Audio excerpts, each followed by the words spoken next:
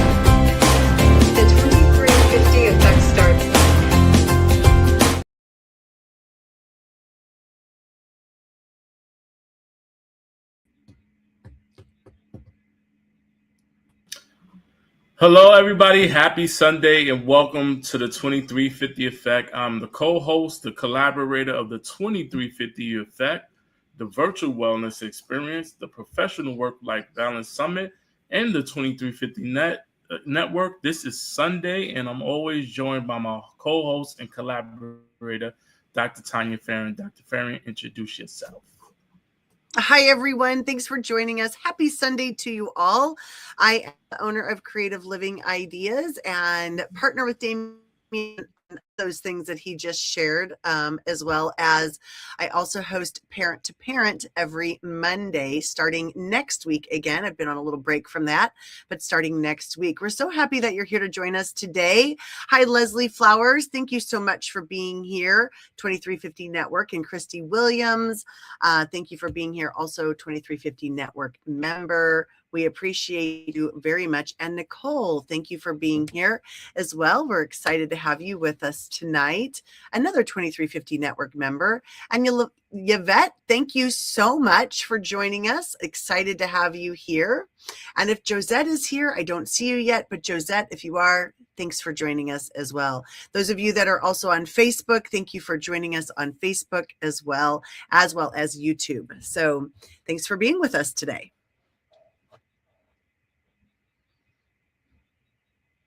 Yes, thank you so much. And we have a guest. Dr. Farran, you want to introduce our guest? I do want to introduce our guest tonight. So we do have a special guest tonight with us. He is a person that I've had on Parent to Parent a couple of different times. I believe I'm having him on again here shortly. And he is a therapist. He's an author. He's a professor. He is a veteran. He is founder of the Mousic Family Institute, the creator of the Mousic Family Systems theory. So please welcome up to the stage, Dr. Steve Hudgins. Hi. Hi. Thanks for having me. Yeah, thanks for joining us. You've not been on the 2350 network, I don't think, before, but we have had you on Parent to Parent. So I'm excited to bring you to this audience so that they can learn more about you. I've invited several people from schools and administration to join us so they can a little bit about what we're going to talk about tonight. So we're happy to have you with us. Tell everybody a little bit about you. Yeah, tell everybody a little bit about you. Veteran therapist, probably a recovering perfectionist. I love what I do and being able to create books in such a way that brings people together to understand that they're not alone. And having been through engineering, military, those type of things, running businesses, I've decided to quit engineering altogether, telecommunications, and do engineering of the mind, so to speak. I love that. Amazing. Yes, and Dr. Steve has been with us before on Meet the Presenter Week because he was the presenter at the virtual wellness experience. And Since you've been with us before, you know that we always start with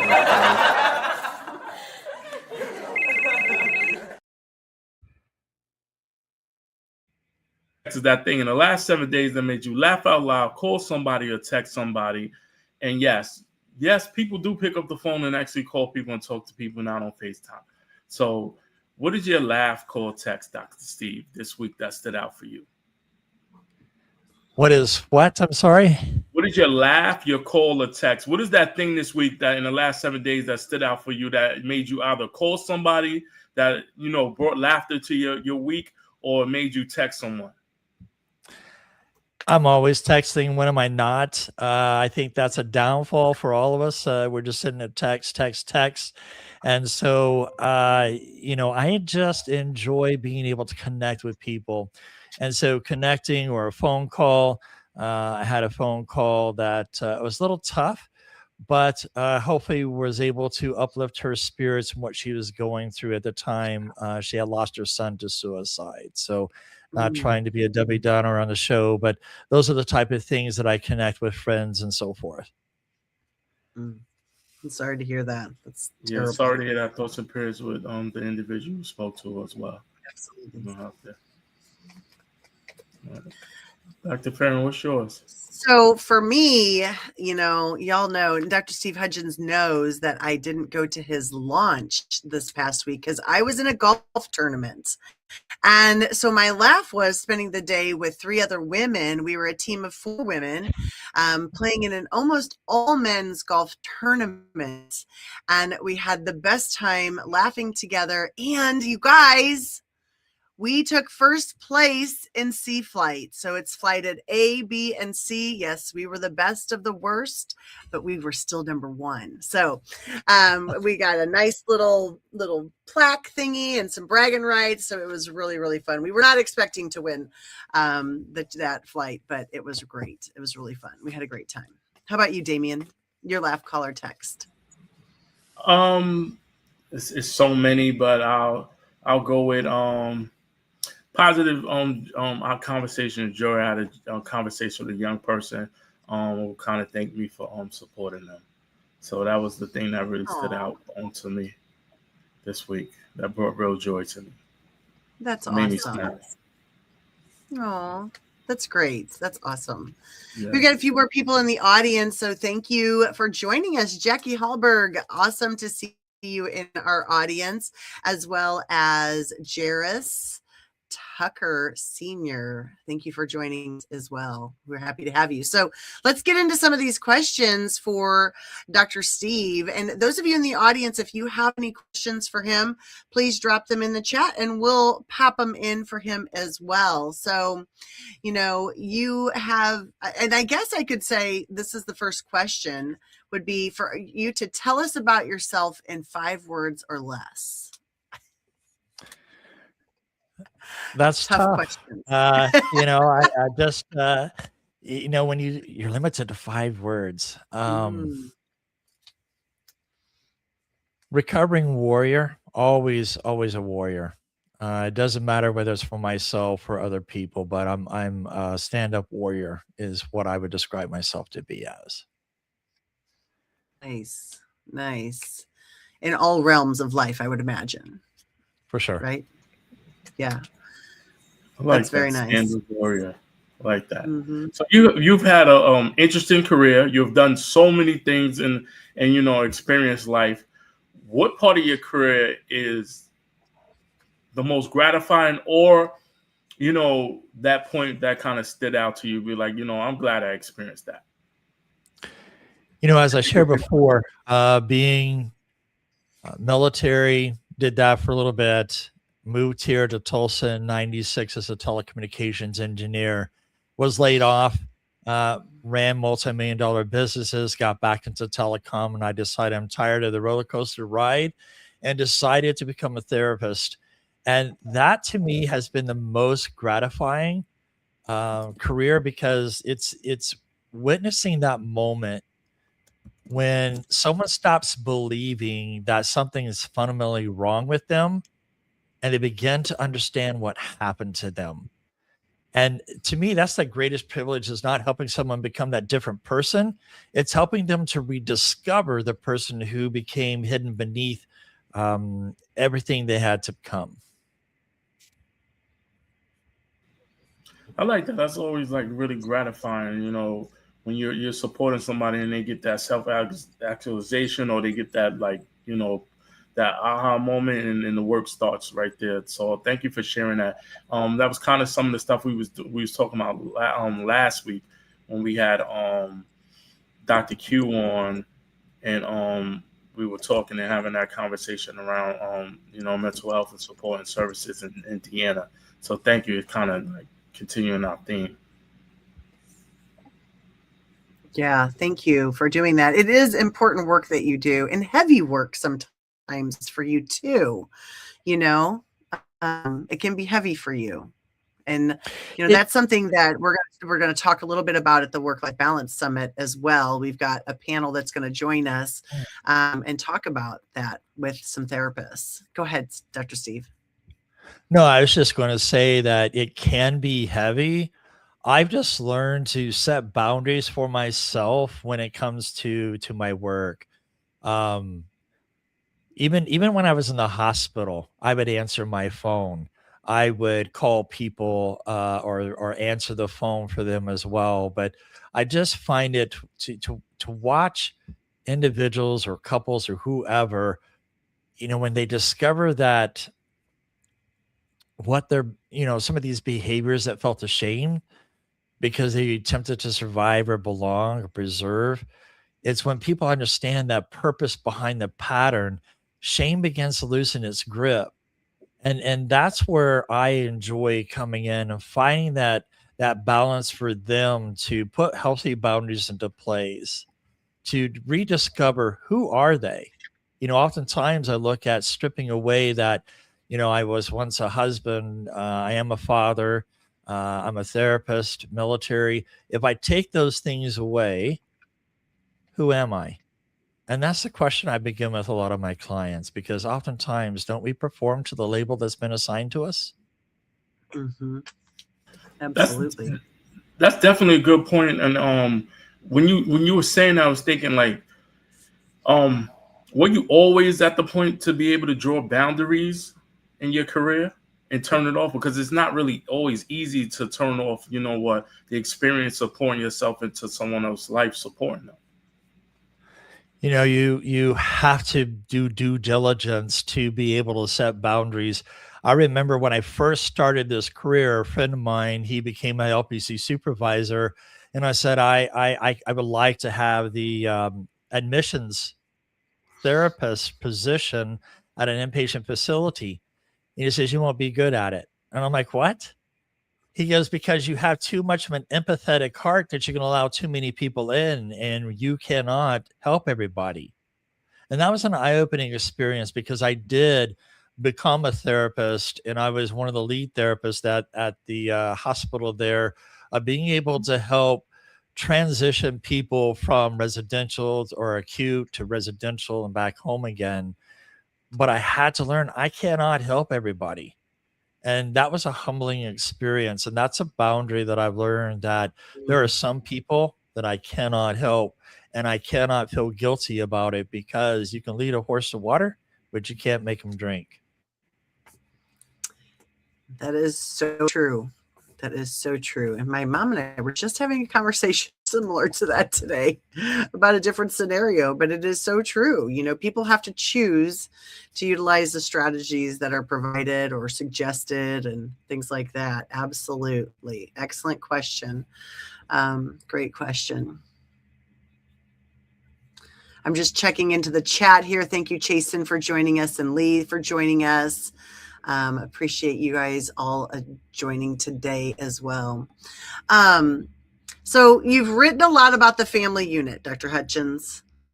Why do you choose to write about this topic so much? Growing up, family is important to me. As I wrote in the journey and piece by piece, when you grow up in a military home, you are there for maybe 3 or 4 years, maybe a month or so. People come and go. Then you move from, like, I moved from hell hot San Antonio, Texas to hell freezes over South Dakota. And it's difficult sometimes to weather that storm, so to speak, even with your nuclear family, because there we went to Japan and there you're isolated. And military became my family, because you have a close knit group of friends. A lot of my friends on Facebook are from my high school, and I really enjoy being able to connectivity of the closeness that we have. And family. My dad asked me my senior year. I only had one credit left to graduate. Do you want to stay or do you want to go back to the United States? And I said, Dad, I haven't seen my grandparents in 3 years. I'm ready to go back.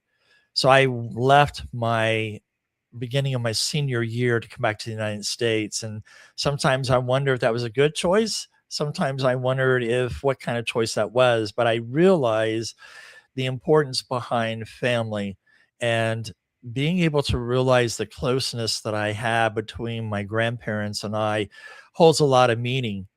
And then as I wrote piece by piece, when I got married and divorced the children's mom, and then gotten into blended families and divorced, I'm like, what causes families to break apart?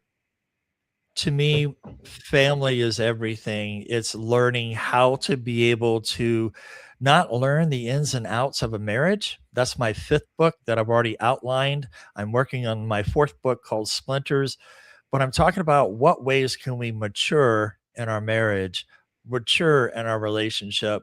And so I write about family because many adults are still living according to emotional instructions they received as children. And we can't fully understand who we become until we understand the system that first taught us who we needed to be. I love that.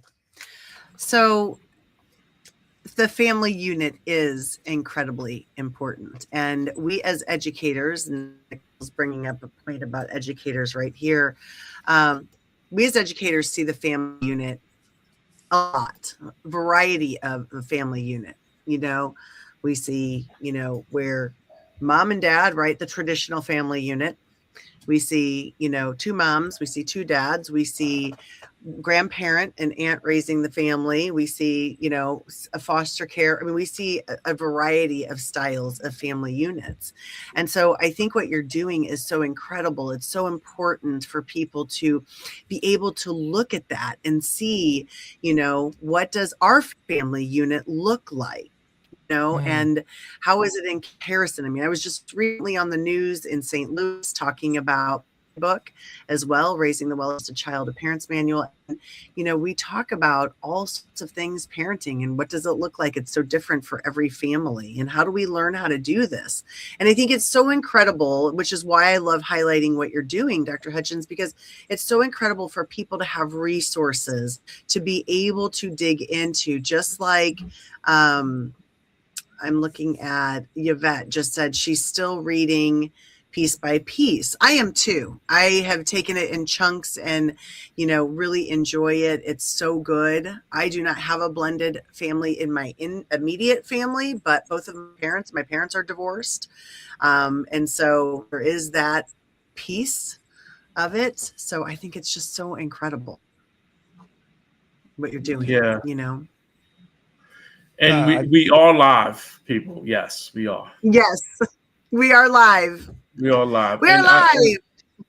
And I like how you talk about the Mousic family, and you're talking about the family mask, and you've written a lot of books. Like, what made you want to talk about the family mask? Because there's so many dynamics that was going on. There's so many layers to the family mask, and why did you pick what you talked about in the book? It's a lot of self-discovery. For me, when you're faced with 34% chance of living by 2021 due to cancer, thank God it's cured, it's not coming back. But you're faced with life. And, I had sepsis in between all that. And doc says if I would have waited another 30 minutes, I wouldn't be here. And so that type of life, it just, you shake one moment, you push the button, 12 nurses run into your room, and that's all I remember. I was in ICU for 4 or 5 hours before I woke up. And that is where self-discovery became for me. And when I look at piece by piece, I talk about, the how families come together. I talk about attachment and things of that nature. And so when it came to the family mask, um, the mask can be both a blessing and a burden. So it's not, when you think about the book, it's not arguing that the mask was foolish, weak, or unnecessary. It's adaptation, it's solution, it's survival strategy. To me, it's an intelligence response to environment. And to me, that's what frames already creating a space for blessing, meaning the blessing is not the mask was worn forever. The blessing is that it worked when nothing else would have. And so as a therapist, I look at, wow, here I am. I grew up as a peacemaker, and I realize that as my adulthood, I'm people pleasing. For what reason? It doesn't serve me a purpose. So I get lost in that. And so this book is for anyone who has felt responsible for trying to hold everything together, maybe keeping everyone calm, maybe absorb the blame, or you're hiding your needs, right?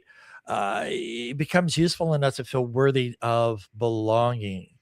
And oftentimes, how often do we look for belonging? So this is not a book that condemns the mask, because the mask protected us. I think the deeper question here is whether something we once needed for survival is still directing our adult lives. Mm-hmm. And I think that's a really good point to do that self-inventory on, looking at, what is this mask becoming who I am as an individual? And is it serving me now as a person? And I thank you for bringing that part up, because we all wear masks, and sometimes the mask is necessary, and then sometimes it might not be serving us anymore because we're just wearing it so long. I want to kind of show your book, because Nick did put the link out there. This is what we're talking about. Dr. Hudgins just published a new book, The Family Mask. So we're having a conversation around that. Dr. Farran, you want to take the next question? Sorry. Yeah, I just wanted to I've been reading the chat and talking about Yvette and, the things that she's done with her family by literally going and physically getting mosaic pieces for her family to come and select and pick and put together something, as they could use this as a tangible activity as they're talking about blending a family together. I love that. I think that's amazing. And I think a lot of times, people think that, we, mom and dad love each other, so the kids should just automatically love each other and we should all fit in together. And then, we have these roles, right, that we all kind of take on also, which kind of, I don't know. I feel like it kind of goes a little bit together. Dr. Hudgins, do you feel that as well? Like the mask and kind of that family role, does that sometimes come together? Where like maybe the oldest child feels they need to be the peacemaker, or, I don't know. Is there a correlation to that?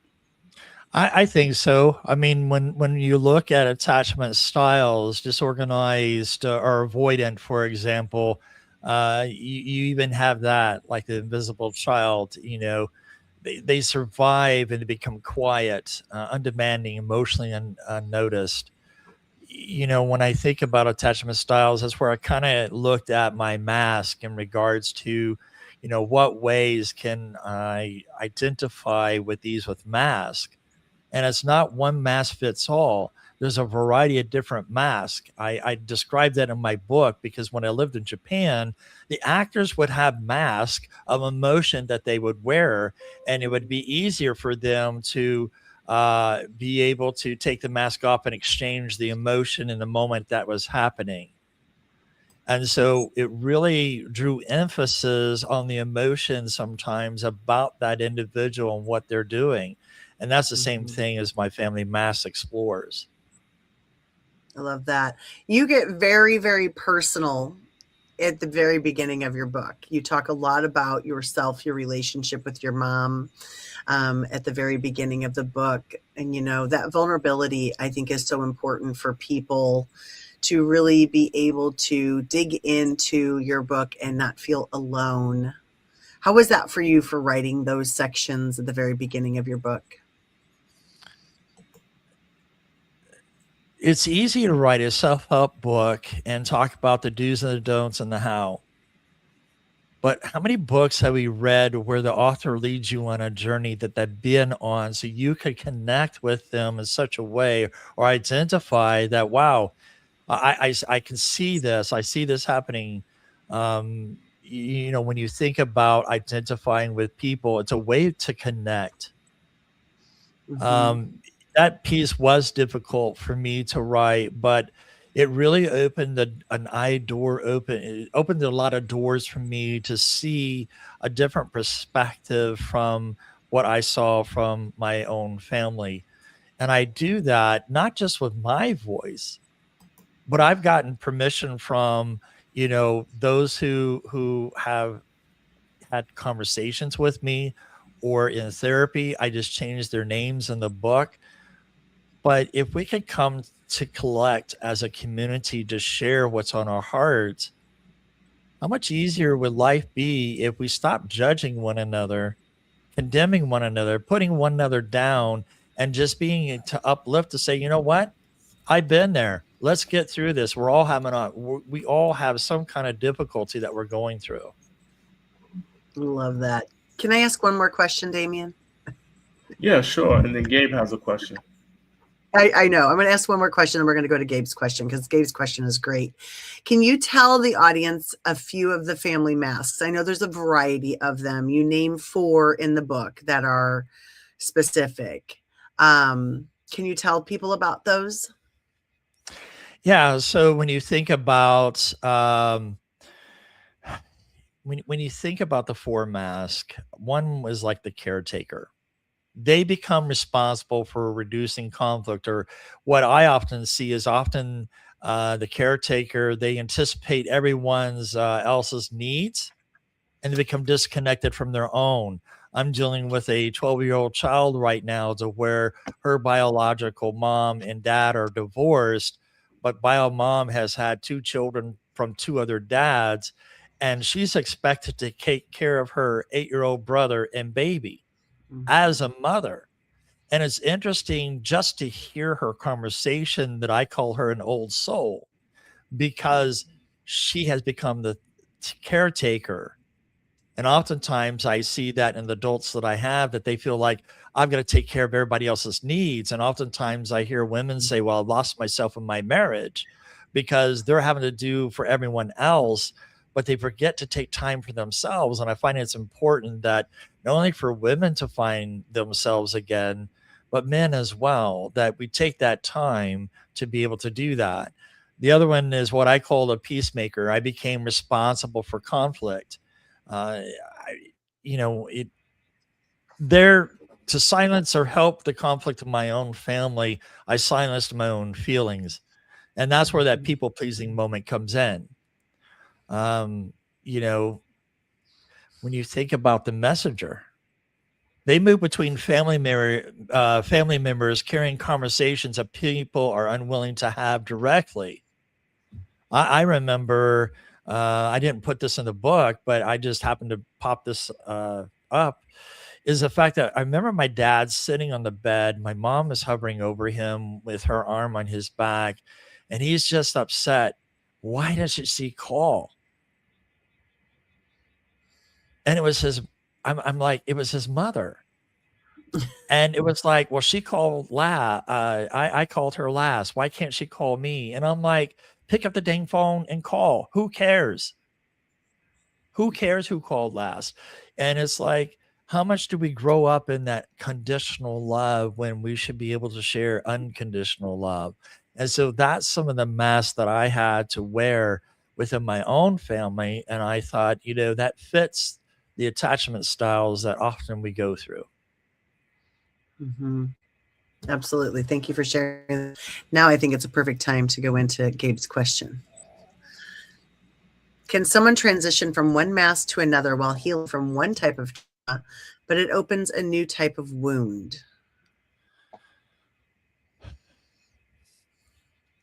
They can. And when you think about mask, so I'm working on another book called Splinters. And here's where how this works is the fact that when we go through life, we get a lot of splinters inside of us. Maybe it's something that's done, maybe that's something we saw, something we've heard that has hurt us. And I can work on one mask of not people pleasing and be confident in who I am, being confident in what I share. But at the same time, maybe something over here stimulates another hurt. That's where I don't like the term, well, you triggered me, because we don't take responsibility for what's actually hurting us. Even though if I say, well, Damian, you hurt me and you done it unintentionally, I need to take ownership of that. And so I look at, where's this wound coming from?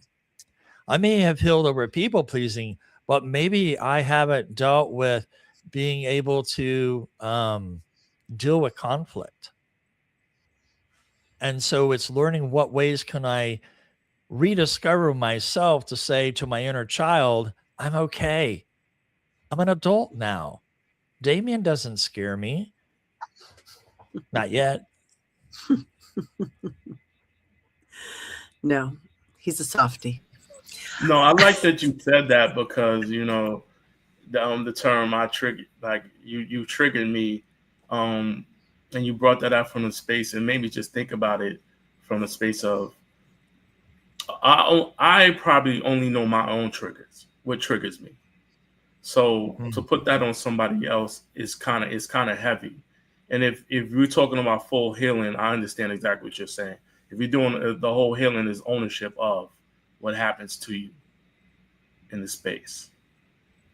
So yeah, I mean, I was going to say we can heal from that, right? From one, but there's something always on that back shelf collecting dust that gets shaken. And that's where I call stimulate the splinter, that we've shaken that dust on the shelf, that dust makes us sneeze or cough or whatever, that brings attention to another hurt. And that's why we wear different masks. And it's learning what ways can we be authentic in ourselves by, like you say, taking ownership, Damian. Thank you. And it kind of leads it to the when you talk about the social scripts and the practice of, like, the small lies in public.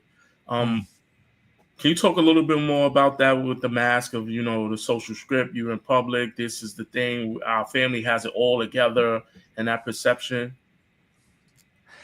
When I was raised, I was taught what happens in the home stays in the home. It's almost like what happens in Vegas stays in Vegas, so to speak. And it's like, I hated pretending. How often have we just forgotten how to just really communicate? I mean, the pandemic didn't help us. It segregated us and shut us down on communication levels. And oftentimes it's, but if you look back in the olden days, who would say, hey, how you doing? And we would spend 2 or 3 minutes just to talk. Nowadays, how are you? Cool. How are you? We keep on walking. We don't take that time to really there. So when somebody asks, how are you? And we say, well, I'm fine, even when we're not, oftentimes how much we don't want to be seen, because oftentimes we feel like, what? We don't want to burden you with my story. Or society has probably taught us, well, nobody cares. So we say it doesn't bother me when it does. We say whatever you want is fine when we're afraid that expressing a preference will create conflict or rejection. And to me, these are what I call small lies. They're not always intended to deceive. Many are attempts to preserve safety, avoid that tension, and maintain belonging. However, The danger is the repeated small lies create relationships in which people are physically present, but emotionally unknown. And thank you for sharing that. Like I'm fine, and I started reading some of the stuff you were talking about, and it becomes autopilot at this point. You're just saying Correct. it to say it sometimes, or sometimes you're saying it because you don't think that anybody will want to hear that you're not fine and what's going on, or your story or your journey. So thank you for pointing that out too.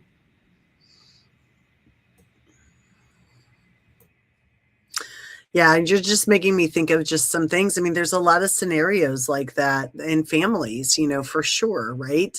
And Nicole put in there, yes, we don't air out our dirty laundry, and it's interesting that the way people, I remember a moment in time where dealing with a parent and a child, and the dad, had to come up, gosh, probably 4 out of 5 days a week to come and help de-escalate his child in my, school that I was in. And one day he finally just said, he kept saying, I don't know. We don't see any of this at home. We don't. This never happens. And then finally said, you know what? I think I know where the problem is. I think I'm not giving him enough attention at home. I think I'm doing this. And finally, like when those walls just start to come down, and then, because those small lies, like I'm thinking of it from an educator perspective, when families come to us with these small lies or these masks or these, personas, or, that, people are perceiving that everything is perfect in these families, and we can't help them until we know what we need to do to help them. And I assume you have the same thing when you're in a therapy session with someone. It probably takes some time, some trust, some conversations. And that's why I love, and I'm going to go all the way back to you writing in this book, and writing your personal story in there, because people can see, he's human. It's not just a bunch of theory, but there's examples in here. There are things that I can take from it. I can see this. And that's the same thing. Once a parent that I was working with would see I was human, and my kids still did things, and I still made mistakes as a parent, and, those things, then we could get to the heart of the matter and actually fix things. Mm. Do you see things like that in your practice as well? So one of the things that I've taught my students is the fact, if you got a couple coming in and saying, hey, we got a communication problem, is the issue the reason why we're having difficulty with our relationship, that is a symptom to me. That's not the root cause. And the reason why I say this is we communicated and we got together, but the reason why we're having difficulty communicating now is we're operating on childhood hurt wounds. That's why we yell in our conversations, because I want to be seen.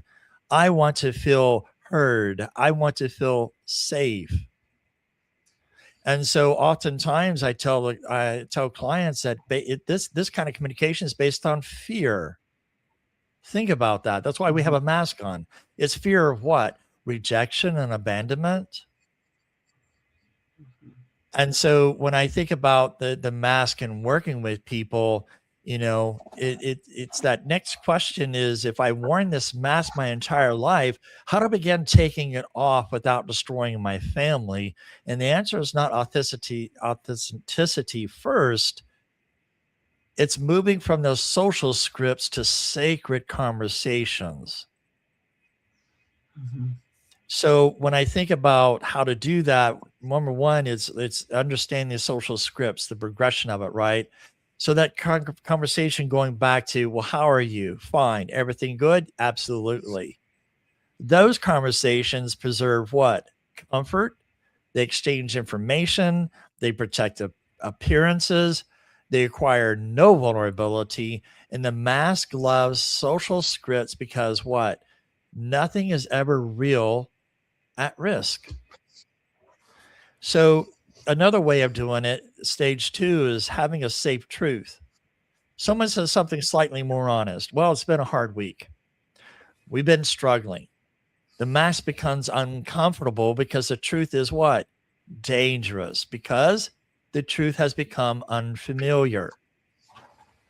So how do we move into that truth of emotional truth would be stage 3.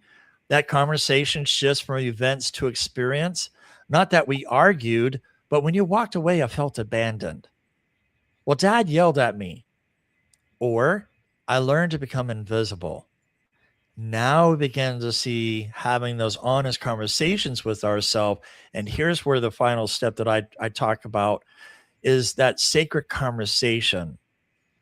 Some self-help book scripts, they tell people how to communicate, but communication is not enough. But a sacred conversation to ask is, can I tell the truth without losing belonging? That's where two people become curious instead of defensive. Well, you hurt me. Can I tell you what happened inside of me? You always. When that happened, an old part of me woke up. This is no longer information. That's the encounter.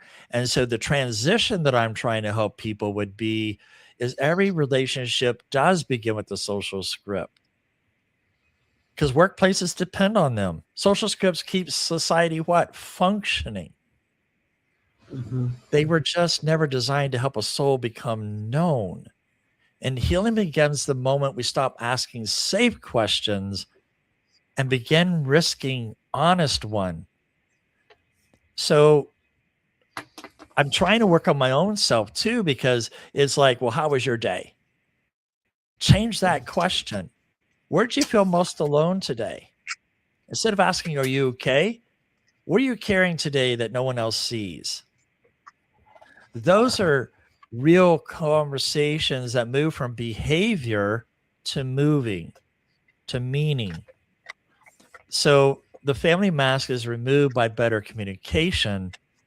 It's not removed by better communication. It's removed when conversation becomes safe enough that the mask is no longer needed.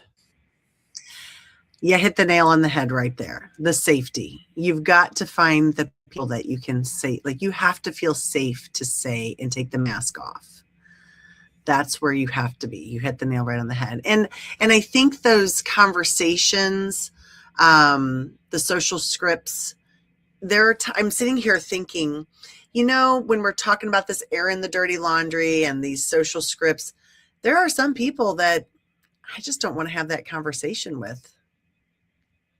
Because maybe they're just not safe for me, right? Or they're just not maybe my people. You know what I mean? So I'm like, okay, I'm fine. However, when I can go into my safe space, then I feel comfortable saying how I feel.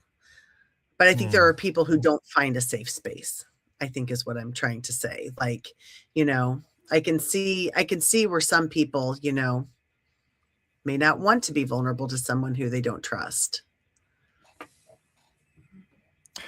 It's boundaries. That's where the boundaries come into play. And that's in the very end of your book. Yeah. Well, I've gotten away from trying to say validate, because sometimes those feelings can be not accurate in how we view feelings. And so acknowledge is what I'm trying to look at. If we can just acknowledge, wow, that sounds hurtful. I didn't know it came across that way. Mm-hmm. So it's being real and having meaning in our conversations. I love that. And I'm going to let you talk after this one, Damian. Yvette, thank you for sharing. I'm assuming you're an educator. What are you carrying today that no one else sees? I love that. Which Dr. Steve had shared.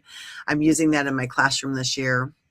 Another thing that I used to question kids that would come over to our home, my kids' friends, I always would say, tell me what's going on in your world. Mm-hmm. And I mean, that would just open the gates, not how was your day? Tell me what is going on in your world, like their little bubble, what's going on in it,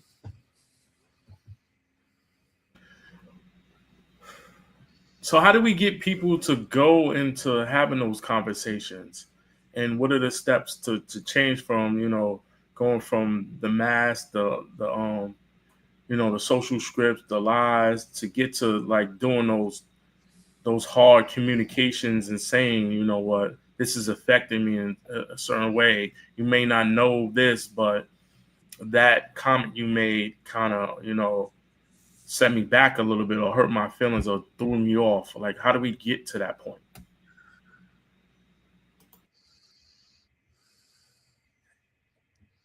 That's one of the things that I think is critical in the book that I want people to grasp is stop asking what's wrong with me.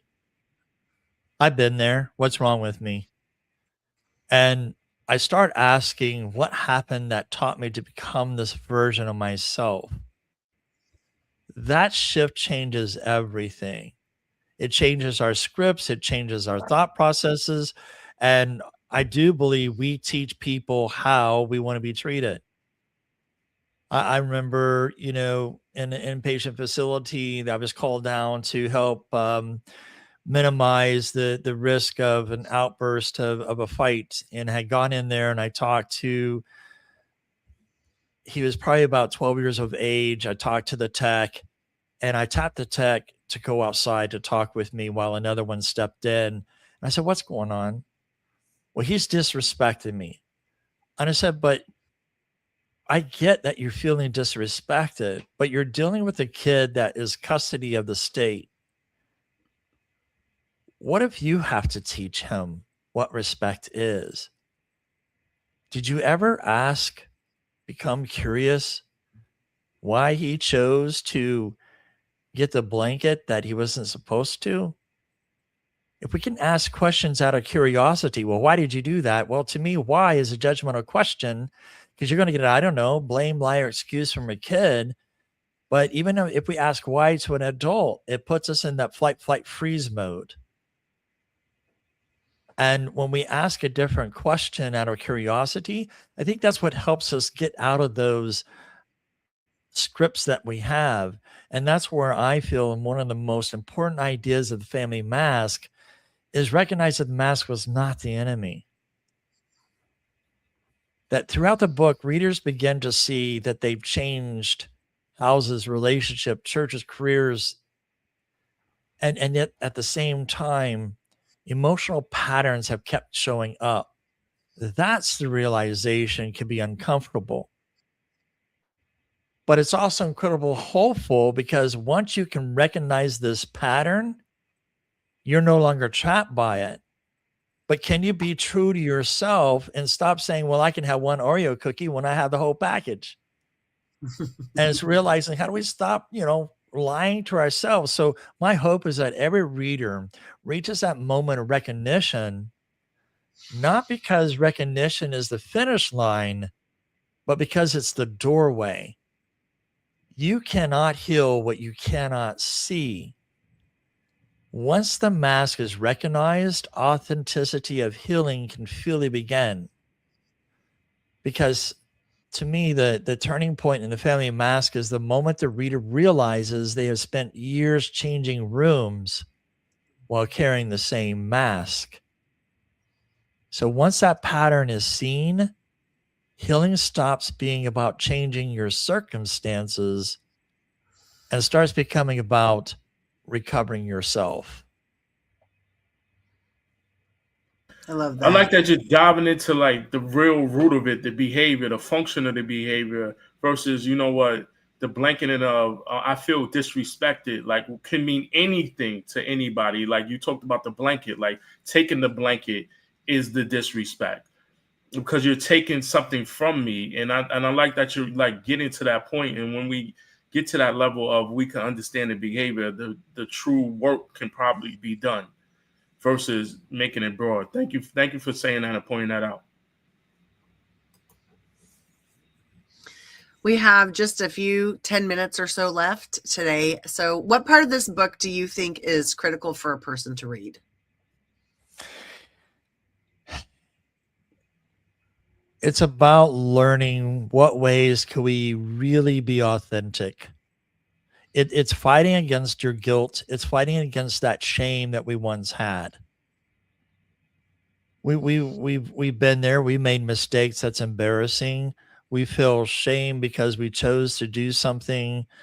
It's getting over the fact that we don't have to stay stuck.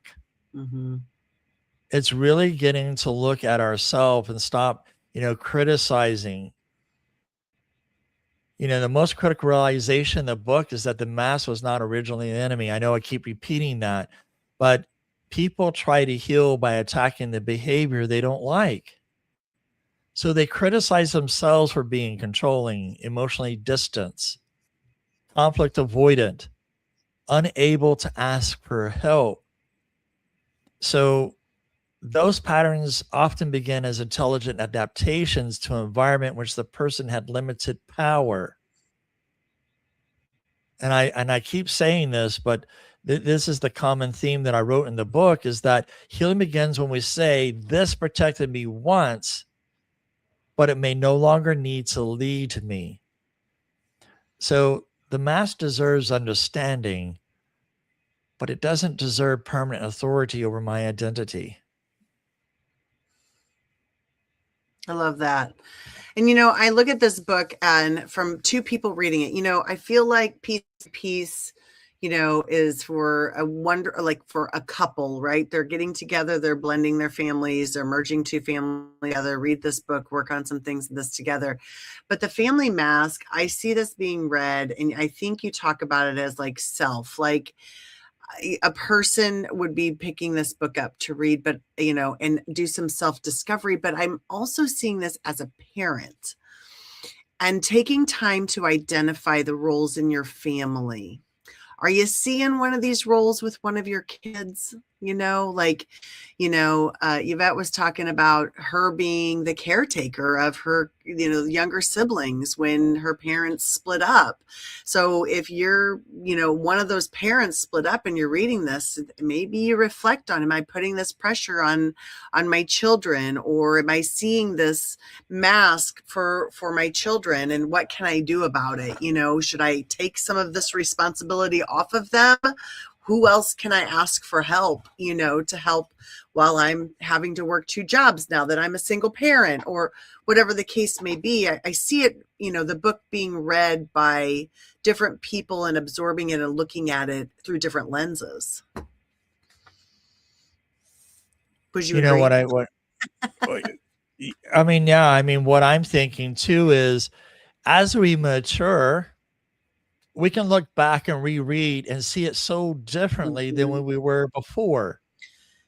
It's, can we accept where we are and not feel guilt and shame because truth reveals something more important? It doesn't mean we were totally wrong. It just means we have a learning opportunity to do better. Agreed. Yes. My parents split up when I was 26 years old. I was a full-blown adult.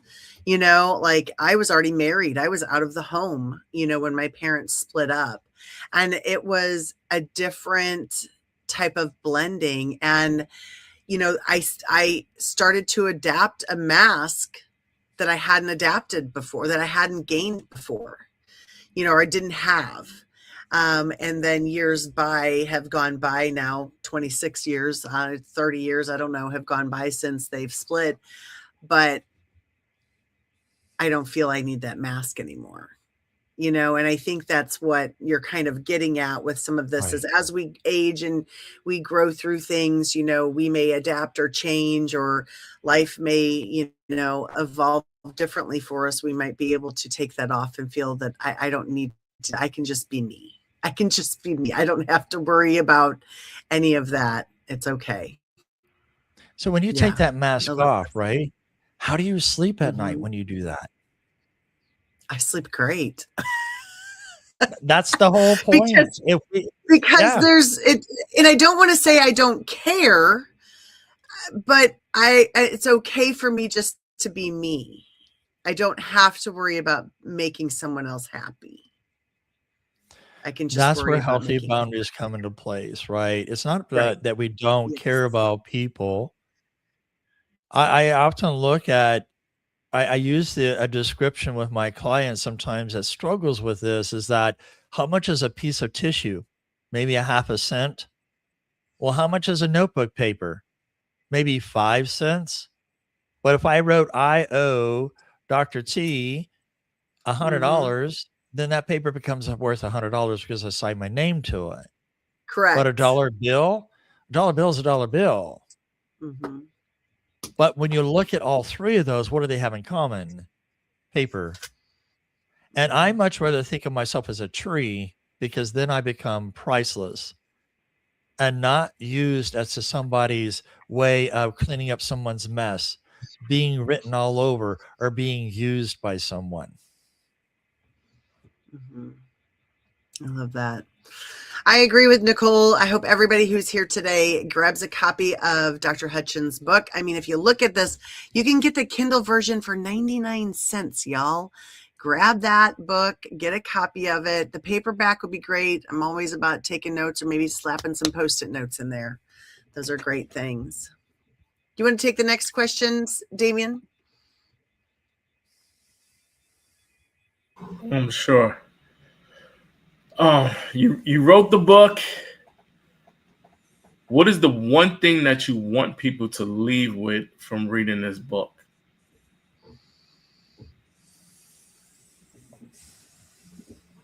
To be authentic, not be afraid of being authentic. It's being self-confident within yourself in such a way that boundaries are there, but you got to look at where is that belief system that we have. You know, if this is our identity, we should have boundaries, because underneath this is, if I had more hands, here's our belief system. And under this belief system is more than just a belief in God or not. It's politics, it's education, it's transgenerational trauma, transgenerational messaging. It's how we were taught and raised. But even social media, but 90% of this belief system says you're not good enough. And so we use the mask to cover up that I am good enough. We don't need the mask to tell us that we're good enough. And so, to me, my encouragement for those that are listening and viewing, thank you. I really appreciate that support. My encouragement would be to become more curious about roles that we play or people are carrying. So it's ask who's always expected to remain strong, who's keeping the peace. So don't merely ask children what they did today. Ask what they felt, what they feared, what they needed, whether they felt known, because oftentimes, I mean, you know this very well, being an educator, that sometimes our children don't feel seen, heard by their families, or feeling safe. And so oftentimes as educators or people in public, we try to do that. So I'm saying healthy families are not families without conflict. They're families in which conflict does not need to threaten connection. And honesty does not lead to punishment. And one person is not required to disappear so everyone else can remain comfortable. The future of the family will not be determined by how successfully you preserve appearances. It will be determined by whether the people behind those appearances feel safe enough to become known. I like that. You kind of answered several other questions with that, but I have one more question, speaking of curiosity. What did you learn about yourself in writing this book? Oh, man. My strengths, my areas of opportunity to grow in, and to remain curious. I think we've lost curiosity. And I mean curiosity as what makes a pyramid a pyramid. Being a child to self-discover what makes Damian Damian. Mm-hmm. What makes Tania Tania. I mean, those are the things that I learned about myself, is to remain curious so that I can be able to develop in such a way that my strengths become stronger and the weakest chain of my link becomes stronger as well. And that's what I kind of learned about myself, is that I don't have to be afraid anymore. I know who my audience is. I knew who I could surround my life with. I don't need 1,000 people. I'm okay with that. Yes. Amazing. Well, thank you for joining us. I know we have one more thing to wrap up our day. We always close with a quote, but thank you for everybody who's been in the audience as well. We appreciate you being here. We hope that you get a copy of the book, The Family Mask, and all of Dr. Hudgins' other books that are out there. There's By Peace, and I'm missing another one, the third one. The Journey. I've not read The Journey yet, but check those out. They're on Amazon if you just type in his name. All right. Closing with a quote. I'm going to go first. You okay with that, Damian? Go right ahead. Okay. So the quote that I selected for today just occurred. One person should not disappear to make the family comfortable, by Dr. Hudgins. I just wrote down his statement because that resonated with me. I like that. Mm-hmm. Dr. Hudgins, you want to go? Courage is not built by silencing fear. It is built by discovering that your identity remains secure even when fear has a voice. I like that. Can you put that in the chat, please? I can? Well, no, after we're done. Sorry. Sure. No, you're fine. I appreciate it. That's a good one. Thank you. I'll add mine in there too. Yeah, do that. Yeah. What's yours, Damian? As always, don't let 10 minutes of a bad moment disrupt the other 23 hours and 50 minutes of your day. 2350 Network.